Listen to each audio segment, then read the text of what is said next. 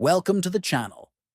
Today we will guide you on how to permanently delete your account in the MLB app.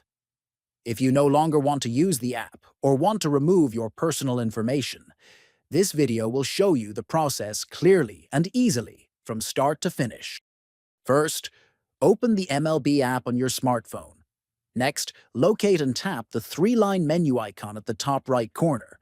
Then scroll down and select Account Settings. Then scroll down until you find the option to close your account and select it. You will be asked to log in to your account to verify your identity. After logging in, scroll down again and tap on Continue to Account Deletion. Then click Continue and finally select Delete My Account. The MLB app will send a confirmation link to your registered email. Open the email, click the link, and confirm by selecting Delete My Account. Finally, your account will be permanently deleted and all your personal data will be removed from the MLB app system. If you found this video helpful, make sure to subscribe to the channel, like the video, and share it with others. Thanks for watching.